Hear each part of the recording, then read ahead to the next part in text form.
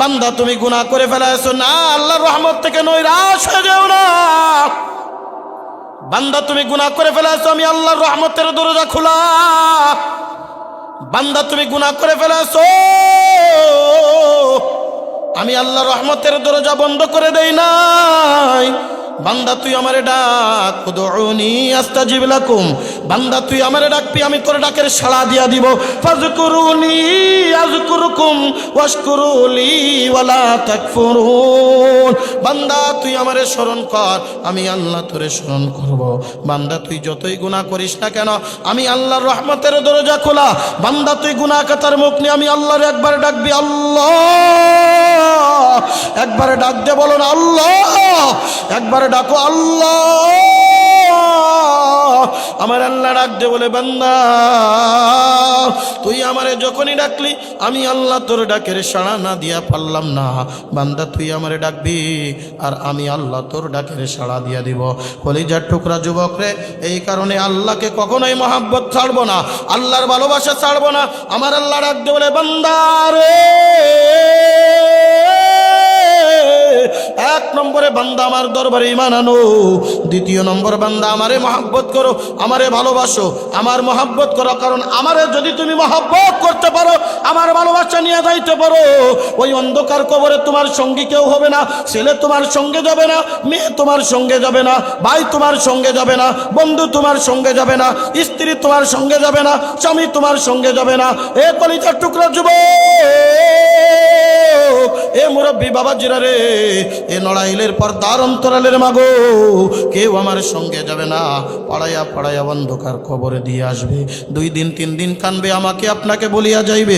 এই সমাজের মধ্যে কত মানুষের সাথে আমার মহব্বত ছিল, আজকে তারা দুনিয়ার জমিনের ভিতরে নাই না, তাকে আমরা ভুইলা গেছি। এ কলিজার টুকরা যুবক রে, তাকায় দেখো, নড়াইলের ভিতরে এক সময় যারা রাজত্ব করত, যারা দুনিয়ার থেকে বিদায়, তাদের নামগন্ধ পর্যন্ত নাই। জোরে কোন কথা ঠিক কিনা? ওই অন্ধকার কবরে কি নিয়ে মাওলার কবরে যাবা? ওই অন্ধকার কবরে আল্লাহর দরবারে কেমনে দাঁড়াবা? আমার আল্লাহ ডাকতে বলে, বান্দা তোমরা যখন দুনিয়ার থেকে বিদায় নিবা, আমি আল্লাহ ঘোষণা করে দিলাম, ওয়ালা তামুতুন্না ইল্লা ওয়া আনতুম মুসলিমুন।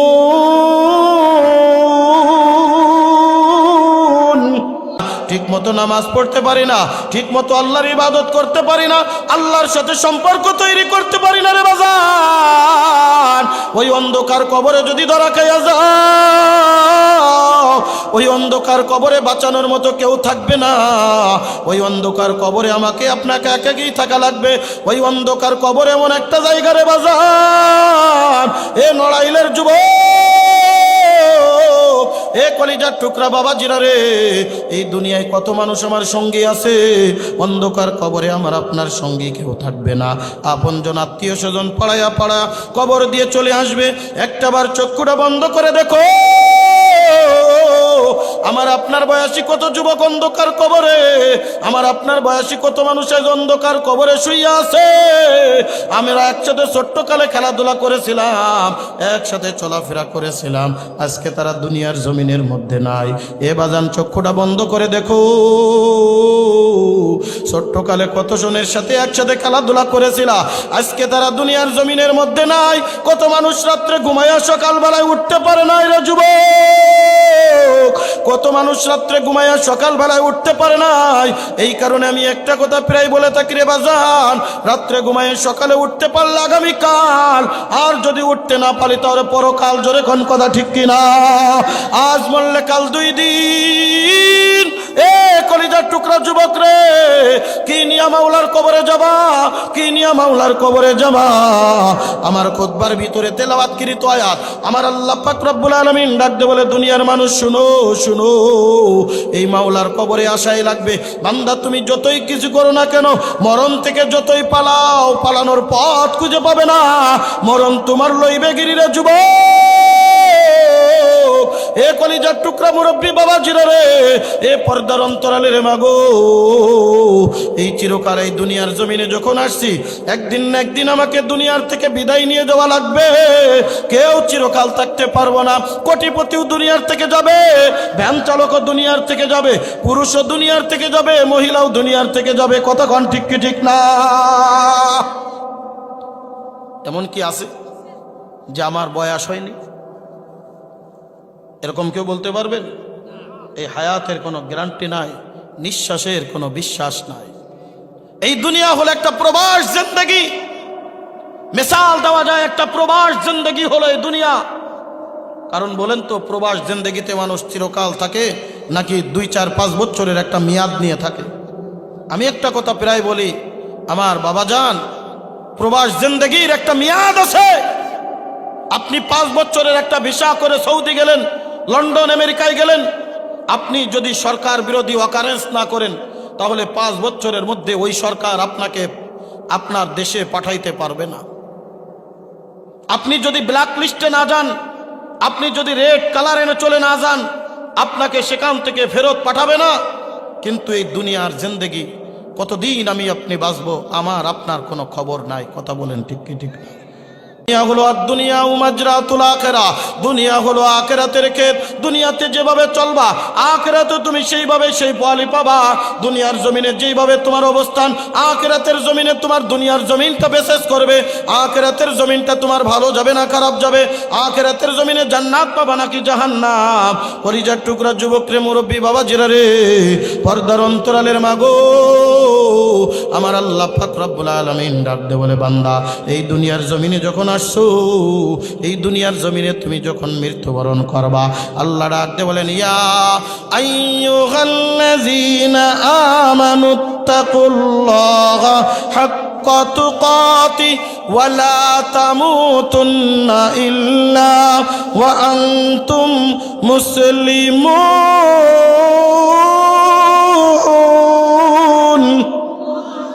আর একটু জোরে বলা যাবে না? আল্লাহু আকবার। আল্লাহর নাম স্মরণ করতে ভয় লাগে না মজা লাগে? এই জোরে কোন ভয় না মজা? এই মজা দিয়েছেন কে? আর একটু জোরে বলেন কে? আল্লাহ আল্লাহ ক্যা মুবারক নাম হ্যায়, আল্লাহ আল্লাহ আশিকু কা কাম হ্যায়, আল্লাহ আল্লাহ ক্যা মুবারক নাম হ্যায়, আল্লাহ আল্লাহ মুমিনু কা কাম হ্যায়। জোরে কোন আল্লাহু আকবার। এ নড়াইলের মুসলমান, গভীর মনোযোগ, গভীর মনোযোগ। এই দুনিয়ার জমিনে চিরকাল আমি আপনি থাকার জন্য আসি নাই। এই দুনিয়ার জিন্দেগির থেকে আমাকে আপনাকে চলে যাওয়া লাগবে। কি নিয়ে মাওলার কবরে যাব? আমার আল্লাহ পাক রব্বুল আলামিন ডাক দিয়ে বলেন, দুনিয়ার মানুষ শুনো,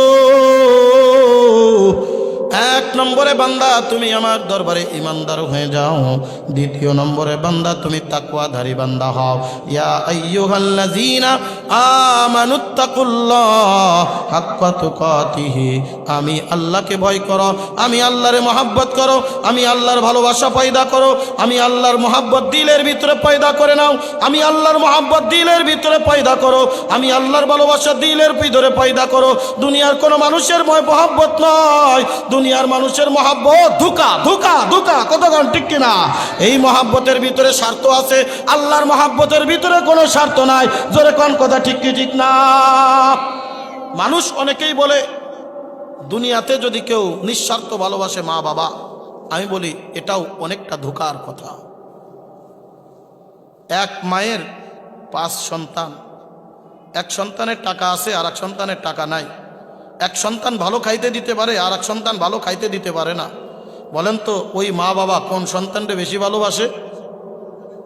যেটা ভালো খাইতে দিতে পারে, প্রত্যেক মাসে ভালো ভালো খাওয়াইতে পারে, প্রত্যেক মাসে ভালো ভালো শাড়ি দিতে পারে, প্রত্যেক মাসে ভালো ভালো কাপড় দিতে পারে, ওই সন্তানটা দেখবেন বড় আদর করে। আর যে সন্তানের টাকা নাই, ওই সন্তানের মহব্বত করে কিন্তু ওই লেভেলের না। জোরে কোন কথা ঠিক কি ঠিক না? এই জন্যে মা বাবার ভালোবাসা মাঝে মধ্যে শর্ত এসে যায়। কিন্তু আমার আল্লাহ,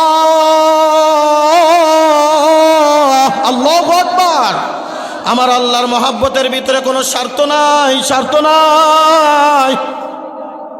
আমার আল্লাহর মহব্বতের ভিতরে কোনো স্বার্থ নাই। আমার আল্লাহ নিঃস্বার্থভাবে বান্দারে ভালোবাসে। এক বান্দা 40 বছর ধরে আল্লাহর নাফরমানি করেছে, 40 বছর পরে সনাম সনাম ডাকতে ডাকতে সমাদ বলেছে। সনাম আর সমাদের মধ্যে একটা কাছাকাছি জায়গা। সনাম আর সমাদ শুনতেও সমান। সনাম বলতে গিয়ে সমাদ বলে ফেলাইছে, আমার আল্লাহ ডাক দে মানে লাব্বাইক ইয়া আব্দি, আল্লাহু আকবার, লাব্বাইক ইয়া আব্দি, বান্দা তুই আমারে কেন ডাকলি? ফেরেশতারা ডাক দে বলে রব্বুল আলামিন, ওই বান্দা তো আপনার ইচ্ছায় ডাকে নাই, অনিচ্ছায় ডাকছে। ওই বান্দা তো আপনার ইচ্ছায় ডাকে নাই, সনাম ডাকতে গিয়ে সমাদ বলে ফেলাইছে, আর আপনি সাথে সাথেই ডাকের সাড়া দিয়া দিলেন। আমার আল্লাহ ডাক দে বলে ফেরেশতারা শোন, এই বান্দা 40 বছর পর্যন্ত সনাম ডেকেছে, বলো তো সনাম তার ডাকে সাড়া দিছে? বলেন না। সনাম কেমনে ডাকের সাড়া দিবে? মূর্তি কেমনে ডাকের সাড়া দিবে? সে তো লা ইয়ানফাউ ওয়া লা ইয়াদুররুহু, সে তো